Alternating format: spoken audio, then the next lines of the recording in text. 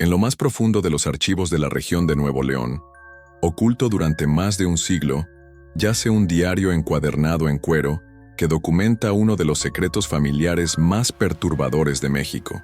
El diario, descubierto en 1952 por guardabosques que despejaban una antigua ruta de caza, contiene 847 páginas de entradas diarias meticulosas escritas por 3 manos diferentes, todas pertenecientes a la misma familia. Lo que esas páginas revelan sobre el invierno de 1872 en las remotas montañas de la Sierra Madre Occidental desafía todo lo que creíamos saber sobre la supervivencia, la cordura y los rincones más oscuros de la naturaleza humana. Las autoridades que leyeron por primera vez estas entradas las clasificaron de inmediato, y durante décadas, la verdad sobre la familia Ramírez permaneció enterrada en archivos gubernamentales considerados demasiado inquietantes para el conocimiento público. Antes de continuar con la historia de Joaquín Ramírez y sus 3 hijas, la narrativa se sumerge en cómo el aislamiento, la desesperación y el duelo pueden transformar incluso al hombre de familia más devoto en algo irreconocible. Joaquín Ramírez había construido su reputación como uno de los comerciantes de pieles más exitosos que operaban entre Monterrey y la frontera con Texas. A los 45 años, era conocido en toda la región de Nuevo León como un hombre que podía sobrevivir donde otros perecían, alguien que entendía los ritmos del desierto y el delicado equilibrio necesario para prosperar en una tierra que mataba a los desprevenidos. Su puesto de comercio, situado a lo largo del río Santa Catarina en las montañas de la Sierra Madre Occidental, servía como una estación crucial para cazadores, prospectores y patrullas militares ocasionales que atravesaban la región. La familia Ramírez representaba todo lo que las familias fronterizas aspiraban a ser. Joaquín se había casado con Sofía Valdés, la hija educada de un sacerdote católico de Guadalajara, en 1856. Ella lo había seguido al oeste con la determinación que definía a las esposas de la frontera, enseñándose a sí misma a conservar carne, tratar heridas y mantener un hogar adecuado incluso cuando el vecino más cercano vivía a 50 kilómetros de distancia. Sus 3 hijas, Lucía de 27 años, Ana de 25 y Teresa de 22, habían heredado la inteligencia de su madre y la resiliencia de su padre. A diferencia de muchos niños de la frontera, habían recibido una educación adecuada, con Sofía insistiendo en lecciones diarias incluso durante las estaciones más duras. Lucía, la mayor, poseía una memoria casi fotográfica y servía como la encargada de los registros familiares, manteniendo detallados registros de transacciones comerciales, patrones climáticos e inventarios de suministros. Ana había desarrollado habilidades notables como costurera y curandera, a menudo tratando a cazadores heridos que llegaban a su puesto con congelación, heridas infectadas o huesos rotos. Teresa, la menor, demostraba una habilidad asombrosa para predecir cambios climáticos y el comportamiento animal, habilidades que habían salvado a la familia de numerosas situaciones potencialmente peligrosas. El puesto de comercio Ramírez ocupaba una ubicación estratégica en un claro natural, rodeado de densos bosques de pinos, con el río Santa Catarina proporcionando agua fresca todo el año y fácil acceso a las principales rutas de caza. Joaquín había construido la cabaña principal con troncos gruesos y una base de piedra diseñada para resistir los brutales inviernos de Nuevo León que podían aislar a las familias durante meses. Los edificios adicionales incluían una ahumadora, un cobertizo de almacenamiento y una cabaña más pequeña que servía como alojamiento para comerciantes viajeros. Para 1872, la familia había acumulado una considerable riqueza según los estándares de la frontera.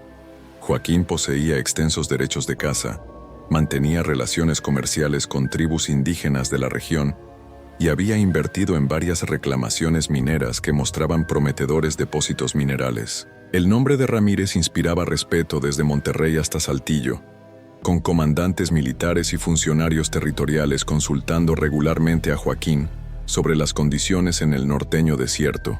Sofía mantenía una correspondencia meticulosa con su familia en Guadalajara, y sus cartas del verano de 1872 pintaban un cuadro de contentamiento y prosperidad.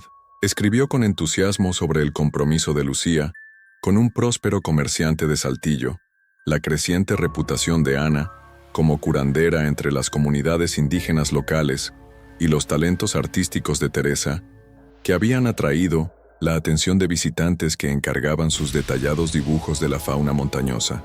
La dinámica social de la vida fronteriza significaba que la familia Ramírez vivía en relativo aislamiento durante gran parte del año, dependiendo heavily unos de otros para la compañía, la estimulación intelectual y el apoyo emocional. Durante los largos meses de invierno, se reunían cada noche alrededor de la gran chimenea de piedra, con Sofía leyendo en voz alta libros pedidos a editores del Este, las hijas trabajando en diversos proyectos domésticos, y Joaquín compartiendo historias de sus viajes o planeando las expediciones comerciales de la siguiente temporada. Esta existencia autosuficiente y armoniosa había continuado por más de 15 años, con la familia navegando exitosamente los desafíos de la vida fronteriza mediante una planificación cuidadosa, apoyo mutuo y el tipo de ingenio práctico que separaba a los sobrevivientes de las víctimas en el implacable desierto de Nuevo León. Los vecinos, aunque pocos y distantes, consideraban a los Ramírez como un modelo de familia fronteriza, prueba de que la civilización y el refinamiento podían florecer incluso en los rincones más remotos de México. El 20 de octubre de 1872 marcó el inicio de lo que los ancianos más tarde llamarían el peor invierno en la historia registrada de la región de Nuevo León. La primera tormenta de nieve golpeó sin los signos de advertencia habituales en los que confiaban los experimentados habitantes de la frontera, descendiendo de las cumbres tejanas con una ferocidad que tomó por sorpresa incluso a los moradores de montaña experimentados. Sofía Ramírez regresaba del río donde había ido a lavar la ropa antes del congelamiento invernal, cuando los fuertes vientos de la tormenta la derribaron del estrecho puente de troncos que cruzaba las aguas turbulentas.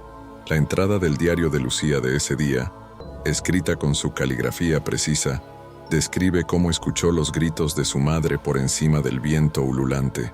Las tres hijas se apresuraron a salir a la cegadora nieve, siguiendo la voz de Sofía hasta encontrarla atrapada bajo el puente colapsado, con las piernas inmovilizadas por vigas pesadas en el agua helada que ya comenzaba a formar peligrosos trozos de hielo en sus bordes. Se requirieron los esfuerzos combinados de los 4 miembros restantes de la familia para liberar a Sofía de los escombros, pero para entonces había estado sumergida en el agua congelada durante casi 1 hora.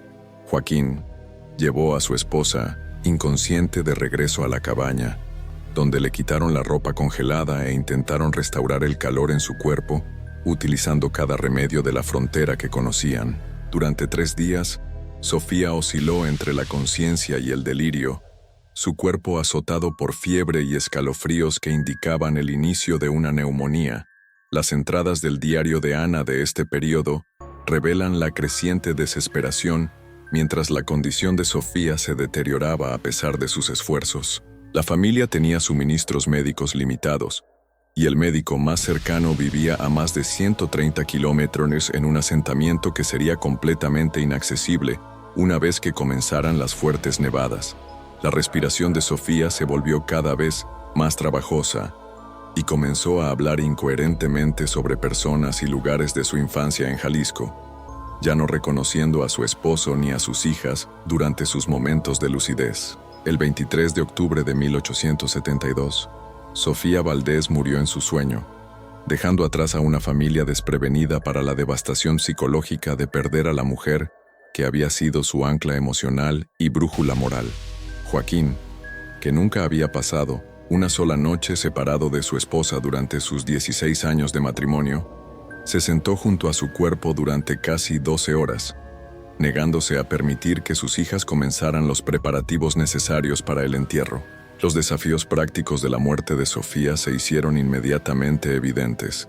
El suelo ya estaba congelado sólido, haciendo imposible el entierro hasta la primavera. Siguiendo las costumbres de la frontera, tendrían que preservar su cuerpo en la ahumadora hasta entonces, una realidad sombría que obligó a la familia a confrontar la presencia física de Sofía diariamente a lo largo de los próximos meses de invierno. El diario de Lucía describe la experiencia surrealista de mover el cuerpo de su madre, envuelto en sus mejores colchas, al edificio de almacenamiento frío, donde permanecería durante los próximos 6 meses. Sin embargo, más preocupantes que las consideraciones prácticas, fueron los cambios psicológicos que comenzaron a manifestarse en Joaquín casi inmediatamente después de la muerte de Sofía. Las entradas del diario de Teresa notan que su padre dejó de dormir en el dormitorio que había compartido con su madre, pasando las noches sentado en la sala principal, mirando la silla donde Sofía siempre se sentaba durante sus reuniones nocturnas. Dejó de mantener su higiene personal, permitiendo que su barba creciera salvajemente y su ropa se volviera cada vez más desaliñada. El primer signo de una deterioración mental más seria apareció el 30 de octubre, cuando Joaquín comenzó a tener conversaciones prolongadas con la silla vacía de Sofía, discutiendo decisiones comerciales, asuntos familiares y preocupaciones domésticas diarias, como si ella aún estuviera viva y respondiera a sus preguntas. Las hijas inicialmente atribuyeron este comportamiento al duelo, asumiendo que su padre gradualmente aceptaría la realidad de la muerte de su madre y volvería a una función normal. Sin embargo, a principios de noviembre, Joaquín había comenzado a poner el lugar de Sofía en la mesa de cena, sirviéndole porciones de comida que permanecían intactas durante la comida.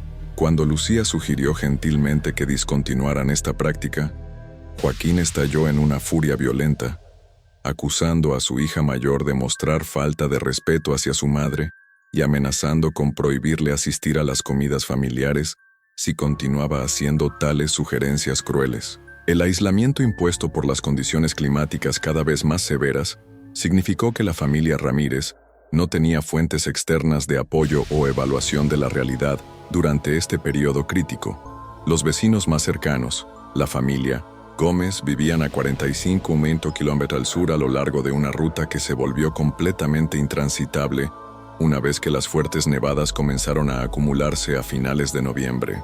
Las patrullas militares que ocasionalmente pasaban por la zona durante los meses más cálidos habían suspendido sus actividades por el invierno, dejando a los Ramírez completamente desconectados del contacto externo hasta la primavera. Las entradas del diario de Ana de este periodo documentan su creciente preocupación por su situación, notando que su padre parecía estar desapareciendo en un lugar donde su madre aún vivía y donde el resto de ellos se estaban convirtiendo en extraños para él. Describe encontrar a Joaquín sosteniendo acaloradas discusiones con la silla de Sofía, aparentemente respondiendo a comentarios o críticas que solo él podía escuchar, su voz subiendo y bajando como si estuviera en una conversación real. A medida que los vientos amargos de noviembre sellaron a la familia Ramírez en su aislamiento montañoso, el verdadero peso de su predicamento comenzó a asentarse sobre la remota cabaña como una manta sofocante. La nieve acumulada había alcanzado la base de las ventanas para el Día de Muertos, creando una prisión de paredes blancas que amortiguaba todos los sonidos externos, excepto el constante aullido del viento y los ominosos aullidos de manadas de lobos que parecían volverse más audaces con cada noche que pasaba. Las entradas del diario de Lucía revelan cuán rápidamente su existencia cuidadosamente ordenada comenzó a deteriorarse. Sin la presencia organizadora de Sofía, las rutinas domésticas que habían funcionado sin problemas durante años comenzaron a desmoronarse. Las comidas se volvieron asuntos irregulares con Joaquín, olvidándose de comer durante días y luego exigiendo de repente elaborados banquetes en honor a la memoria de Sofía. Las hijas se encontraron caminando sobre cáscaras de huevo, nunca sabiendo qué podría desencadenar uno de los brotes violentos de su padre, cada vez más frecuentes. El cambio más perturbador involucró el trato de Joaquín hacia las posesiones de Sofía. Había trasladado toda su ropa, joyas y artículos personales desde su dormitorio hasta la sala principal, arreglándolos cuidadosamente alrededor de su silla como si ella pudiera regresar en cualquier momento para reclamarlos. Pasaba horas cada día cepillando su cabello, que había cortado de su cabeza antes de mover su cuerpo a la ahumadora, hablando con él, como si Sofía pudiera escuchar cada palabra. El diario de Teresa proporciona el relato más detallado de cómo el comportamiento de su padre se volvió cada vez más errático e impredecible. El diario de Lucía describe cómo lo encontró en medio de la noche, sentado desnudo frente a la chimenea, sosteniendo conversaciones íntimas con el aire vacío sobre su cortejo inicial, su noche de bodas y momentos privados que ningún hijo debería escuchar jamás. Cuando intentó cubrirlo con una manta, él la apartó violentamente, gritando que estaba interrumpiendo una discusión importante con su madre. Para diciembre, Joaquín había comenzado a tratar a sus hijas no como sus hijos, sino como intrusos no deseados en su hogar con Sofía. Las acusó de robar la atención de Sofía, afirmando que su madre pasaba tanto tiempo preocupándose por ellas que no podía enfocarse adecuadamente en su esposo. Durante estas acusaciones, sus ojos adquirían una cualidad salvaje y desenfocada que aterrorizaba a las jóvenes, y su voz alternaba entre súplicas infantiles y gruñidos amenazantes. El aislamiento físico estaba cobrando su propio peaje psicológico en las hijas, que se encontraban atrapadas no solo por el clima, sino por el estado mental cada vez más peligroso de su padre. Las entradas del diario de Ana describen la constante tensión de nunca saber qué versión de su padre encontrarían. El viudo en duelo que lloraba abiertamente por su amor perdido, o el extraño enfurecido que las culpaba por la muerte de Sofía y resentía su presencia continua en su vida. Las provisiones de comida, que parecían adecuadas cuando se calculaban según los patrones normales de consumo de la familia, comenzaron a escasear a medida que el duelo de Joaquín se manifestaba en una pérdida total del apetito o en una alimentación compulsiva. Las hijas descubrieron que había estado desechando secretamente porciones de su carne almacenada, afirmando que Sofía le había dicho que estaba en mal estado y no apta para el consumo. Cuando intentaron razonar con él, se convenció de que intentaban envenenarlo a él y a Sofía, y comenzó a esconder las provisiones de comida por la cabaña en lugares que solo él podía encontrar.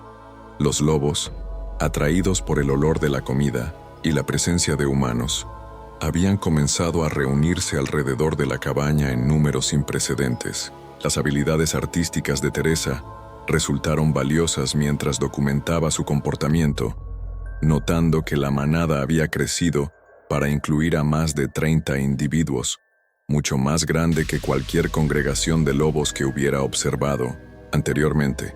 Los animales parecían percibir la vulnerabilidad de la familia, acercándose más a la cabaña cada noche y aullando en coordinación que creaba una banda sonora casi sobrenatural para la situación deteriorada de la familia. La entrada del diario de Lucía del 20 de diciembre marca un punto crucial en la prueba de la familia. Escribe: «Padre habló con la silla de madre durante 3 horas hoy, y cuando terminó, nos miró a Ana, Teresa y a mí con una expresión que nunca había visto antes. No era la mirada de un padre viendo a sus hijas. Era la mirada de un hombre viendo algo completamente diferente.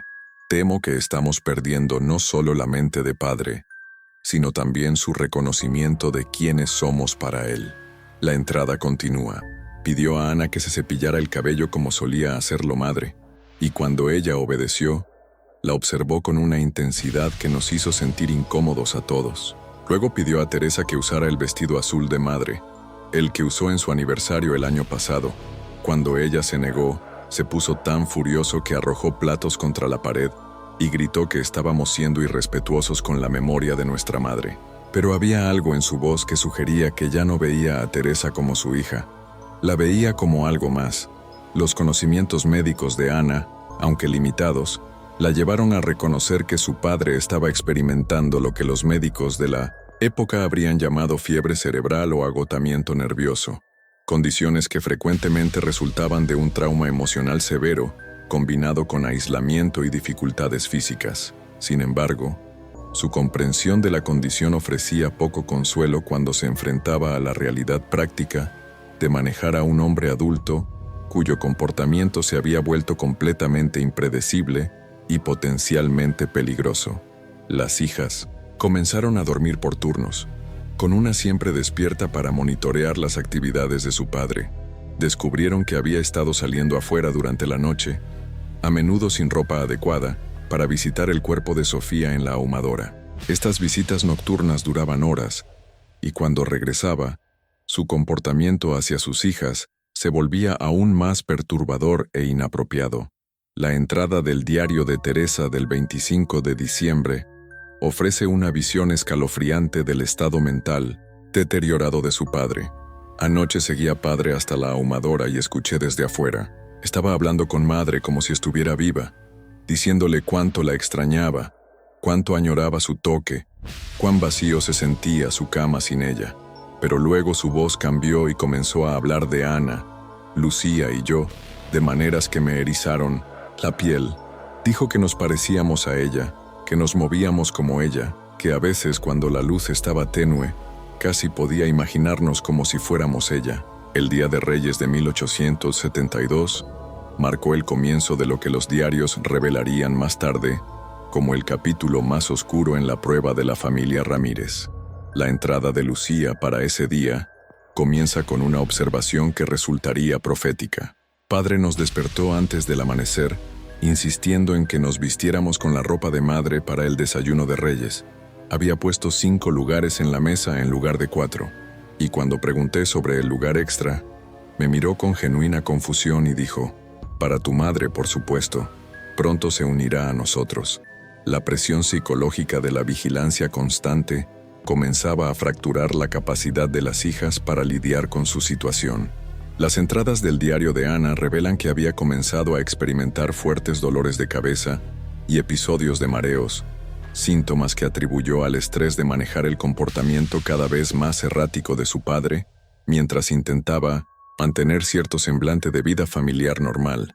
El trabajo artístico de Teresa había adquirido una cualidad más oscura, con sus bocetos representando lobos con ojos humanos y figuras sombrías que parecían acechar justo al borde de la percepción.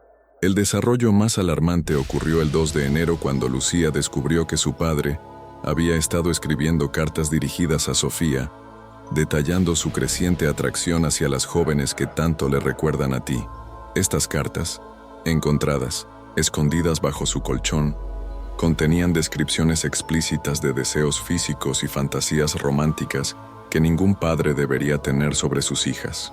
El diario de Lucía describe su horror al leer estos documentos, particularmente las repetidas afirmaciones de Joaquín de que Dios había enviado a sus hijas para consolarlo en su duelo y que el espíritu de Sofía le había dicho que era aceptable buscar consuelo en sus brazos. La formación médica de Ana la llevó a investigar los pocos libros que poseían sobre enfermedades mentales y trastornos nerviosos. Descubrió referencias a casos en los que el duelo prolongado y el aislamiento habían resultado en rupturas completas de la realidad, con los afectados perdiendo la capacidad de distinguir entre relaciones apropiadas e inapropiadas.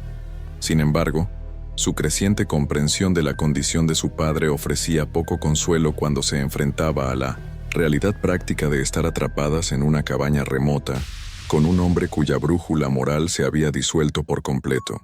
La entrada del diario de Teresa del 7 de enero de 1873 documenta el primer enfrentamiento directo entre las hijas y el comportamiento inapropiado de su padre. Padre acorraló a Ana en la despensa esta mañana e intentó besarla en la boca, diciéndole que se veía hermosa con el delantal de madre. Cuando ella lo apartó, él se enfureció y la acusó de ser cruel y poco amorosa. Dijo que madre nunca habría rechazado su afecto y que Ana estaba fallando en su deber como mujer de proporcionar consuelo al hombre de la casa. El incidente aterrorizó a las 3 hijas, que se dieron cuenta de que la deterioración mental de su padre había avanzado más allá del simple duelo y la confusión hacia algo mucho más peligroso. El diario de Lucía revela los desesperados intentos de desarrollar estrategias para protegerse mientras evitaban acciones que pudieran provocar comportamientos aún más violentos de su padre, cada vez más inestable. El comportamiento de la manada de lobos también se había vuelto más agresivo y organizado. Las observaciones de Teresa notaron que los animales habían comenzado a acercarse a la cabaña durante las horas diurnas, mostrando nula fear de la presencia humana y demostrando comportamientos de caza que sugerían que estaban acechando activamente a la familia. El constante aullido nocturno Había evolucionado en vocalizaciones complejas que parecían casi como comunicación, creando una atmósfera de asedio que añadía al estrés psicológico de la familia. Las provisiones de comida habían alcanzado niveles críticos, con los hábitos alimenticios erráticos de su padre y el desperdicio de provisiones creando una genuina crisis de supervivencia. Los cálculos de Ana sugerían que sus reservas restantes durarían no más de 6 semanas, asumiendo patrones de consumo normales. Pero el comportamiento de Joaquín hacía imposible una gestión racional de los recursos. Había comenzado a acaparar comida en lugares secretos por toda la cabaña, afirmando que Sofía le había advertido sobre posibles ladrones, y se negaba a comer nada que sus hijas hubieran preparado, insistiendo en que solo Sofía podía encargarse de sus comidas. La entrada del diario de Lucía del 13 de enero revela la magnitud de su desesperación. Hemos discutido la posibilidad de intentar llegar a la casa de los Gómez, a pesar del clima y los lobos. Ana cree que podría sobrevivir al viaje, pero la estatura más pequeña de Teresa y mi propia falta de experiencia en el desierto hacen que tal intento sea extremadamente peligroso. Más preocupante es la cuestión de si podríamos dejar a padre solo en su estado actual, y si él nos permitiría irnos en absoluto. Las hijas habían descubierto que su padre había estado deshabilitando su equipo de invierno, retirando raquetas de nieve de sus lugares de almacenamiento habituales y escondiendo equipo esencial para el frío. Cuando lo confrontaron sobre estos artículos, él alegó ignorancia, pero su comportamiento sugería un intento deliberado de asegurar que sus hijas permanecieran atrapadas en la cabaña con él. Las notas del diario de Ana dicen: «Creo que padre entiende a cierto nivel que sus pensamientos y deseos hacia nosotras están mal, pero en lugar de luchar contra estos sentimientos, está asegurando que no podamos escapar de ellos». La revelación más perturbadora llegó cuando Teresa descubrió cartas adicionales que su padre había estado escribiendo no a Sofía, sino a cada una de sus hijas individualmente. Estos documentos, escondidos en la ahumadora donde pasaba sus vigilias nocturnas, contenían descripciones detalladas de su creciente obsesión romántica con cada joven, completas con planes de cortejo y matrimonio, que demostraban una ruptura completa de la realidad y el razonamiento moral. La entrada del diario de Teresa describiendo el descubrimiento de estas cartas ofrece una visión de la situación deteriorada de la familia. Las cartas de padre revelan que ya no nos ve como sus hijas. En su mente, nos hemos convertido en mujeres disponibles que viven en su casa, posibles esposas que podrían reemplazar a madre en todos los sentidos. Escribe sobre nuestros atributos físicos, nuestras personalidades y nuestro potencial como parejas románticas, con el mismo desapego clínico que alguna vez usó para evaluar oportunidades comerciales. Lo más terrorífico de todo es que parece creer que madre ha dado su bendición a estos arreglos a través de comunicaciones que recibe durante sus visitas a su cuerpo. Para mediados de enero, las hijas habían comprendido que su supervivencia dependía no solo de soportar los meses de invierno restantes, sino de manejar a un padre cuya enfermedad mental lo había transformado en una potencial amenaza para su seguridad y dignidad. Los diarios revelan su creciente comprensión de que el hombre que habían amado y respetado a lo largo de sus vidas ya no existía. En su lugar, había un extraño cuyos deseos e intenciones se volvían más peligrosos con cada día que pasaba. La tormenta que comenzó el 23 de enero de 1873 sería recordada más tarde como la más severa en la historia registrada de la región de Nuevo León, pero para la familia Ramírez representaba algo mucho peor que un desastre meteorológico. Era la barrera final entre la deteriorada cordura de su padre y un colapso moral completo. La entrada del diario de Lucía para ese día contiene una sola oración aterradora: «La tormenta ha hecho imposible escapar, y padre anunció en el desayuno que Dios ha respondido a sus oraciones, asegurando que sus nuevas esposas no puedan dejarlo». Las observaciones médicas de Ana ofrecen una visión crucial del colapso mental de Joaquín, que se aceleraba rápidamente. Notó que su padre había dejado de dormir por completo, pasando sus noches alternando entre conversaciones apasionadas con la silla vacía de Sofía e intentos cada vez más agresivos de involucrar a sus hijas en contacto físico inapropiado. Su apariencia se había vuelto grotesca. Cabello salvaje, ojos hundidos y un cuerpo demacrado que lo hacía parecer más un animal hambriento que el respetado comerciante de la frontera que alguna vez fue. El descubrimiento de los preparativos matrimoniales de Joaquín envió olas de terror a través de la cabaña aislada.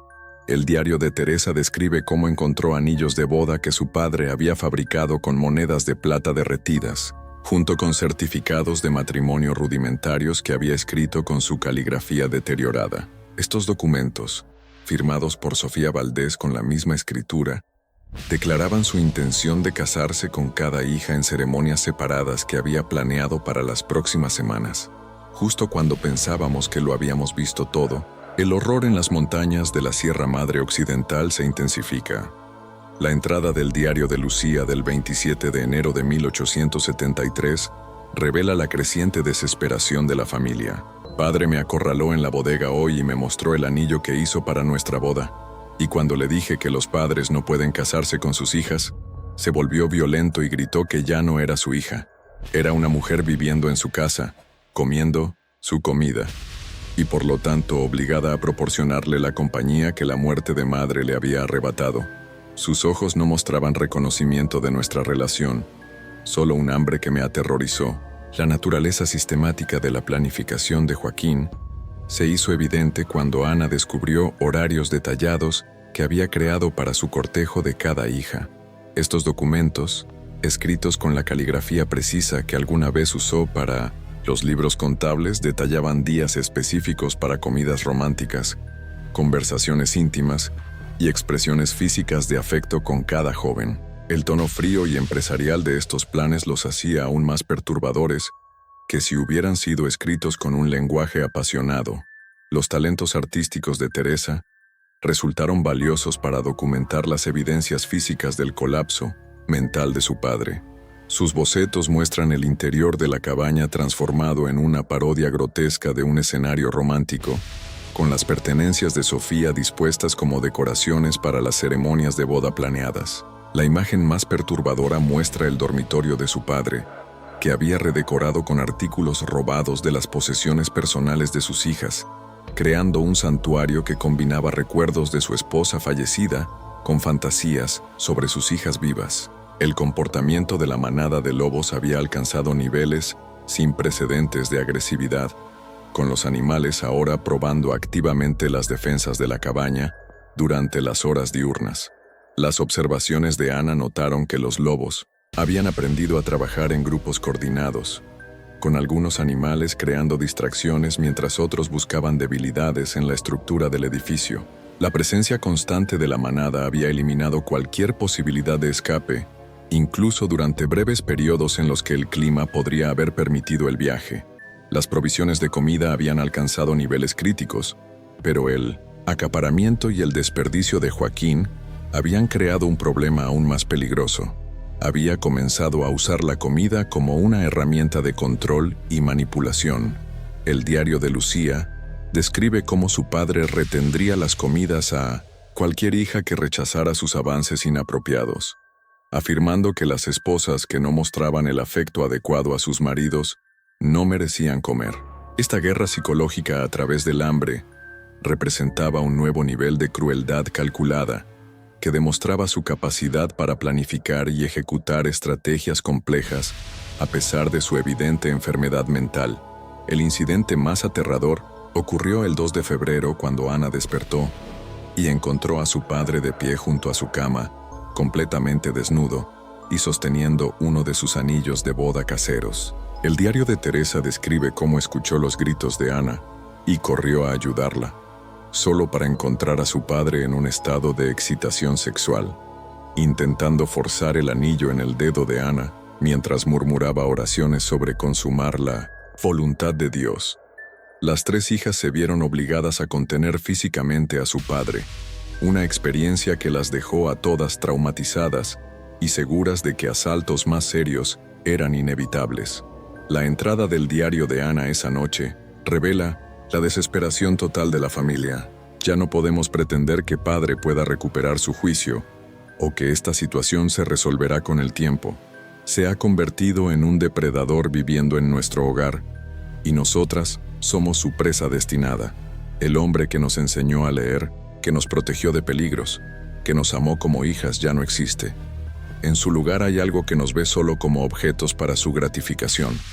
Los intentos de las hijas de razonar con su padre se habían vuelto no solo inútiles, sino activamente peligrosos, ya que cualquier resistencia a sus avances provocaba respuestas cada vez más violentas. Lucía descubrió que Joaquín había estado afilando cuchillos de cocina y había escondido armas por toda la cabaña, aparentemente preparándose para la posibilidad de que sus hijas intentaran resistir sus planes por la fuerza. Su experiencia militar de sus días jóvenes le había enseñado un pensamiento táctico que lo hacía un oponente formidable a pesar de su estado mental deteriorado. El diario de Teresa proporciona la visión más escalofriante del estado mental actual de su padre. Cuando padre nos mira ahora, no veo rastro de amor o protección paternal, solo la mirada calculadora de un hombre evaluando conquistas potenciales. Se ha convencido de que la muerte de madre lo liberó de las restricciones morales normales y que sus hijas son una compensación por su pérdida. Lo más terrorífico de todo es que parece genuinamente incapaz de entender por qué encontramos sus avances indeseados, como si nuestra repulsión y terror fueran simplemente obstáculos a superar con persistencia y fuerza. Para principios de febrero, las hijas habían comprendido que su supervivencia dependía de desarrollar estrategias defensivas, que el trasfondo militar de su padre y su conocimiento íntimo de sus personalidades harían extremadamente difíciles de implementar. Habían comenzado a dormir por turnos, barricando puertas con muebles y escondiendo armas improvisadas por la cabaña.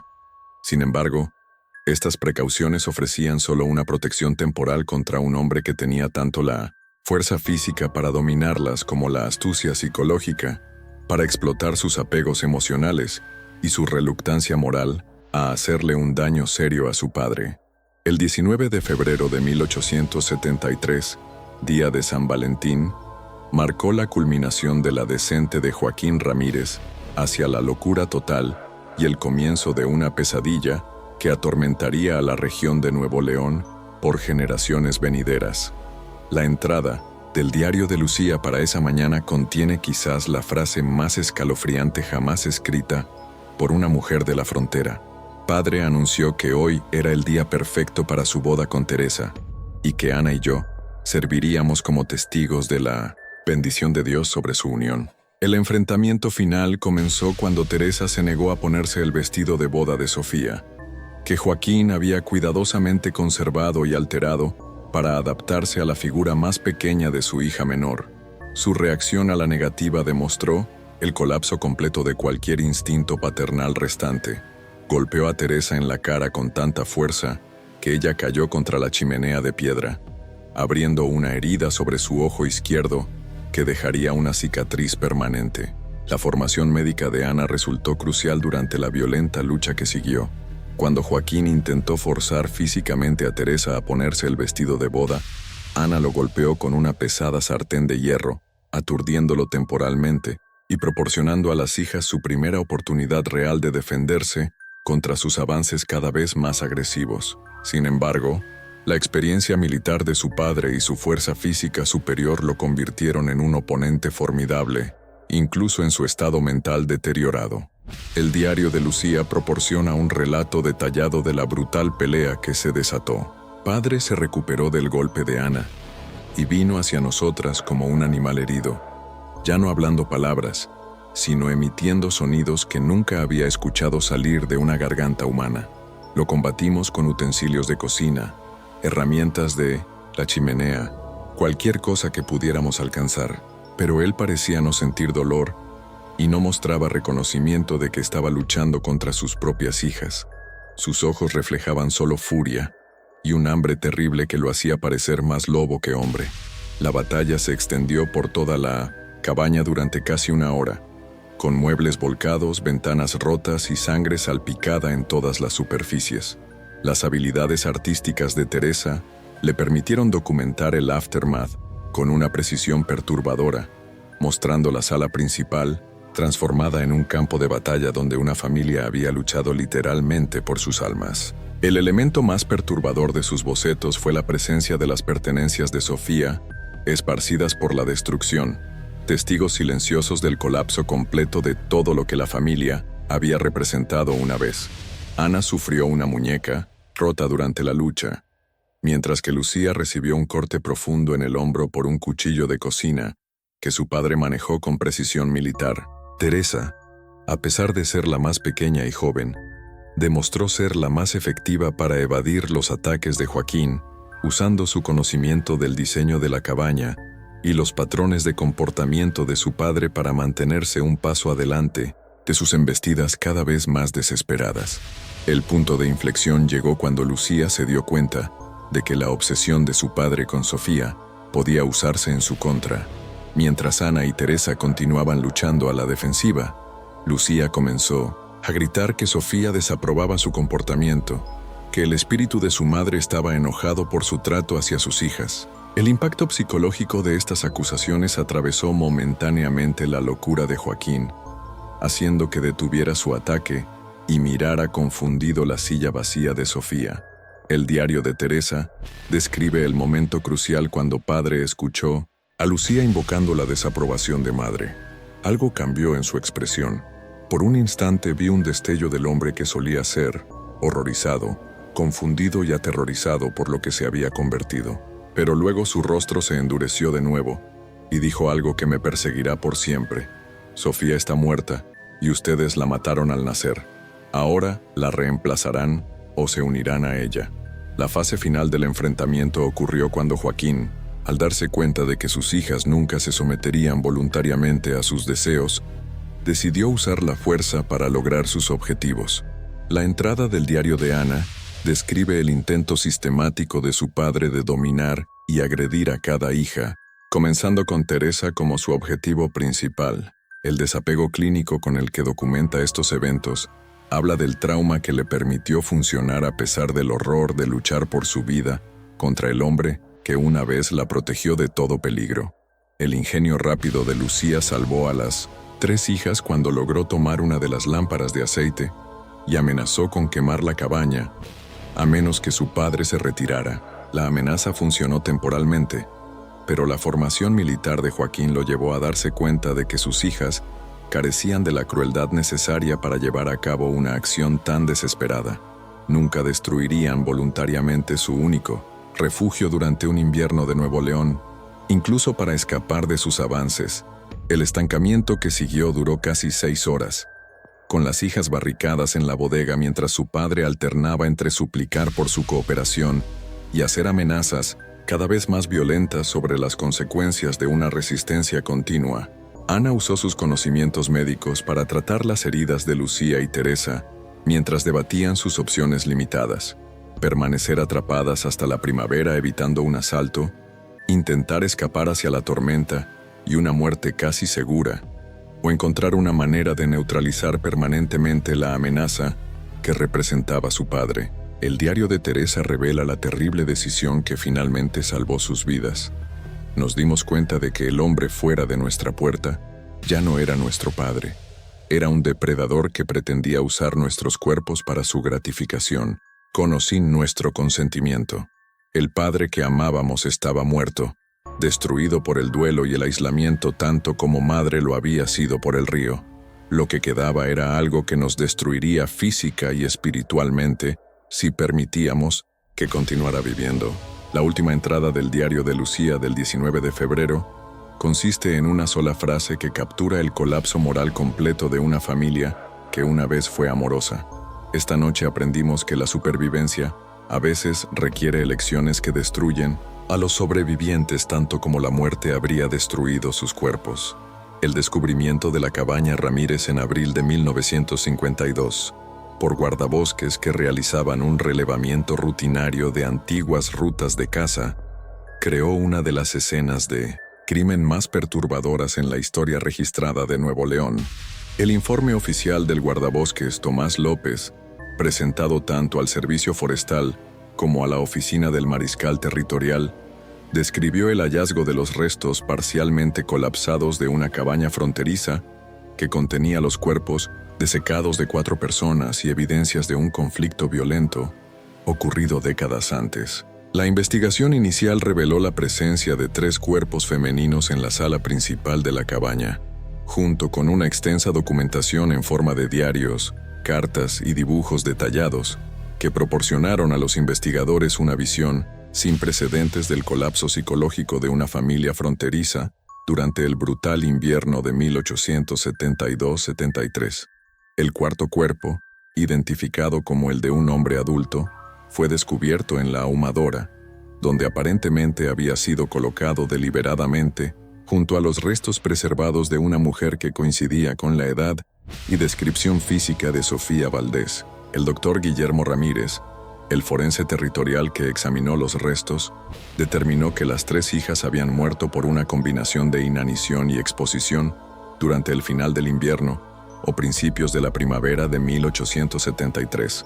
Su examen médico reveló evidencias de violencia física, incluyendo fracturas curadas y heridas defensivas, que respaldaban los encuentros violentos descritos en sus diarios. Más perturbadores fueron los signos de desnutrición prolongada y deterioro físico, relacionado con el estrés que indicaban meses de trauma psicológico previos a sus muertes. El cuerpo masculino en la ahumadora presentó una historia completamente diferente. El examen del doctor Ramírez reveló que Joaquín Ramírez había muerto por una única herida punzante en el corazón, infligida con una precisión quirúrgica que sugería conocimientos médicos de anatomía. La ubicación y el ángulo de la herida indicaban que la víctima estaba consciente y enfrentando a su atacante en el momento de la lesión, descartando la posibilidad de accidente o suicidio. La última entrada del diario de Ana, fechada el 20 de febrero de 1873, proporcionó las piezas faltantes de la trágica conclusión de la familia Ramírez. Padre finalmente está en paz, reunido con madre en la ahumadora donde pasó tantas noches hablando con su espíritu. No podíamos permitir que continuara viviendo con la locura que lo había consumido, y no podíamos sobrevivir otro día como prisioneras en nuestro propio hogar. Lucía lo sostuvo mientras Teresa y yo hicimos lo que había que hacer. Al final, parecía sorprendido, pero también aliviado, como si finalmente entendiera en qué se había convertido. El diario continúa. Envueltos a padre en la colcha favorita de madre, y lo colocamos junto a ella en la ahumadora, donde pueden estar juntos como siempre quisieron. La tormenta ha pasado, pero estamos demasiado débiles para intentar el viaje a la casa de los Gómez. Se han acabado nuestras provisiones de comida, y los lobos se han vuelto más audaces con cada día que pasa. Lucía apenas puede caminar. Teresa ha desarrollado la misma fiebre que se llevó a madre, y mi propia fuerza falla más cada hora. Hemos acordado que no nos convertiremos como padre. No permitiremos que la desesperación nos transforme en algo monstruoso. Las últimas entradas, escritas con una caligrafía cada vez más temblorosa por las 3 hijas, revelan su decisión consciente de permanecer en la cabaña, en lugar de intentar una escapada que probablemente resultaría en muerte por exposición o ataque de lobos. Sus últimas palabras escritas demuestran una claridad remarcable sobre su situación y una dignidad que la locura de su padre casi destruyó, pero no pudo conquistar por completo. Los talentos artísticos de Teresa proporcionaron un último regalo a los investigadores: bocetos detallados de la manada de lobos que había sitiado la cabaña durante todo el invierno. Sus dibujos mostraban a los animales en números sin precedentes, con patrones de comportamiento que sugerían una inteligencia y coordinación casi sobrenaturales. Estas ilustraciones resultarían valiosas más tarde para naturalistas que estudiaban el comportamiento de los lobos en condiciones de invierno extremas, pero también crearon un recordatorio inquietante del ambiente hostil que había contribuido al aislamiento psicológico de la familia. La precisión matemática de Lucía se extendió a sus últimas entradas, donde calculó el número exacto de días que la familia había estado aislada, 132, las variaciones de temperatura a lo largo del invierno y hasta el número estimado de lobos en la manada que rodeaba su cabaña. Su última entrada, fechada el 13 de marzo de 1873, consiste en una simple declaración: hoy se cumplen 149 días desde la muerte de madre. Hemos decidido que 150 serán suficientes La investigación reveló detalles adicionales perturbadores sobre las últimas semanas de Joaquín Ramírez. Escondidos por toda la cabaña, los investigadores encontraron más de 60 cartas dirigidas a varias mujeres, algunas a Sofía, otras a sus hijas y varias a mujeres cuya identidad nunca pudo establecerse.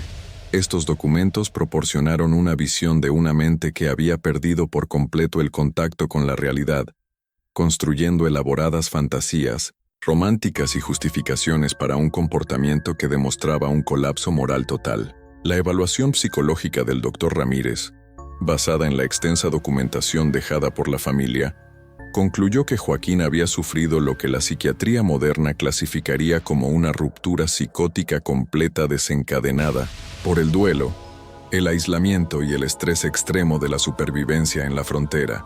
Su informe señaló que casos similares habían ocurrido a lo largo de los territorios donde la combinación de condiciones duras y aislamiento social había producido colapsos que transformaban a individuos moralmente correctos en peligros para sus propias familias. La investigación del mariscal territorial se centró en si se habían violado leyes por el asesinato de su padre por parte de las hijas. Sin embargo, la extensa documentación de las amenazas, violencia e intentos de agresión de Joaquín llevó a los oficiales a clasificar la muerte como homicidio justificable en defensa de la vida y la virtud. El caso se cerró discretamente sin presentar cargos, en parte por respeto a las víctimas y en parte porque los oficiales territoriales prefirieron evitar la publicidad que un caso tan perturbador podría generar. Los registros del Servicio Forestal indican que el sitio de la cabaña fue deliberadamente ocultado y eliminado de los mapas oficiales tras la investigación. Los cuerpos fueron enterrados en tumbas sin marcar en una ubicación no revelada, y sin todas las evidencias físicas fueron destruidas o colocadas en archivos sellados, que permanecen clasificados hasta el día de hoy. La explicación oficial para este secreto fue la protección de la reputación de la familia, pero los memorandos internos sugieren que los oficiales territoriales temían el impacto psicológico que un relato tan detallado de la ruptura familiar podría tener en otras familias aisladas de la frontera. El caso Ramírez influyó en las políticas territoriales respecto al aislamiento invernal y los procedimientos de emergencia para familias remotas. Las nuevas regulaciones exigieron que los comerciantes y colonos en ubicaciones aisladas mantuvieran contacto regular con las autoridades durante los meses de invierno, y se establecieron almacenes de emergencia de suministros a lo largo de las rutas principales para proporcionar refugio a familias que intentaban escapar de situaciones domésticas peligrosas. Las tribus indígenas locales, al ser interrogadas sobre el invierno de 1872-73, aportaron un contexto adicional que los investigadores encontraron fascinante y perturbador. Los ancianos tribales reportaron un comportamiento inusual de los lobos en toda la región ese invierno, con formaciones de manadas y patrones de caza que diferían significativamente del comportamiento territorial normal. También describieron haber escuchado gritos y voces humanas que se llevaban los vientos invernales a través de las montañas, sonidos que los miembros de la tribu atribuyeron a los espíritus de la familia rota, pero que los investigadores ahora comprenden que probablemente fueron las voces reales de la familia Ramírez durante sus meses de tormento. Los diarios en sí se convirtieron en objeto de un estudio extenso por parte de oficiales territoriales, profesionales médicos y primeros psicólogos que reconocieron su valor como documentación de enfermedades mentales y rupturas familiares bajo condiciones extremas. Sin embargo, el acceso público a estos documentos fue restringido debido a su contenido perturbador y las descripciones detalladas de deseos incestuosos y violencia que contenían. Análisis modernos del caso han revelado elementos adicionales perturbadores que no fueron plenamente comprendidos por los investigadores de 1952.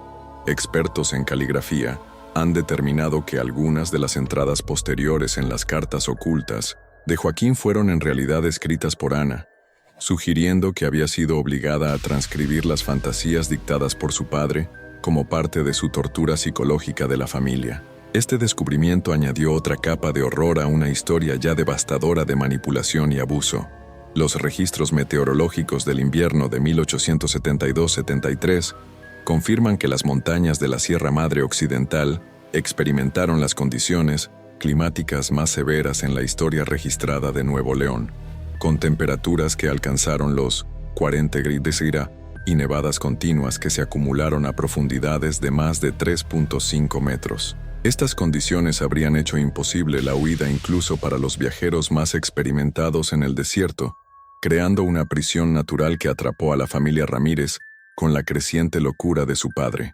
Los biólogos de fauna que estudian el comportamiento de los lobos han notado que los tamaños de las manadas y la coordinación descritos en los dibujos de Teresa representan ejemplos sin precedentes de organización de depredadores bajo estrés ambiental extremo. La sugerencia de que más de 30 lobos se habían reunido alrededor de la cabaña indica presiones ambientales que obligaron a animales normalmente territoriales a formar arreglos de caza cooperativa que habrían hecho cualquier movimiento humano fuera de la cabaña prácticamente suicida. El caso ha sido referenciado en numerosos estudios de psicología fronteriza, violencia doméstica y comportamiento de supervivencia bajo condiciones extremas.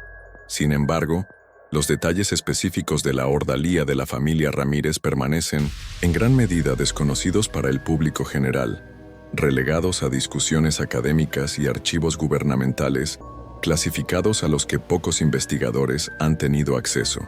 Los recientes intentos de localizar el sitio original de la cabaña han sido infructuosos, con registros del Servicio Forestal indicando que la ubicación fue deliberadamente ocultada y que los procesos naturales han eliminado la mayor parte de los rastros de la estructura.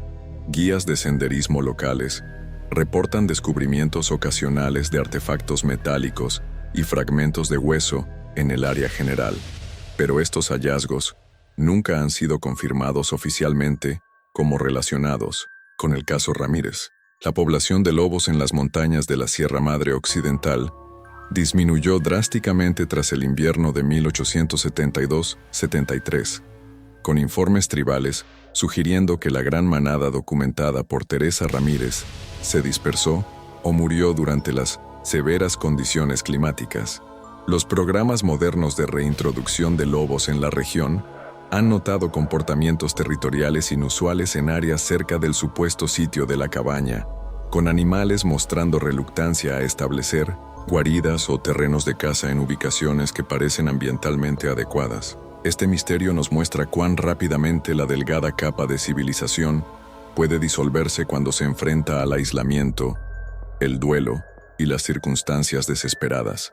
La tragedia de la familia Ramírez nos recuerda que la frontera exigía no solo habilidades de supervivencia física, sino también una resiliencia psicológica que incluso los individuos más fuertes a veces carecían. ¿Qué opinas de esta historia? ¿Crees que se reveló todo o piensas que aún hay secretos enterrados en esas montañas de Nuevo León?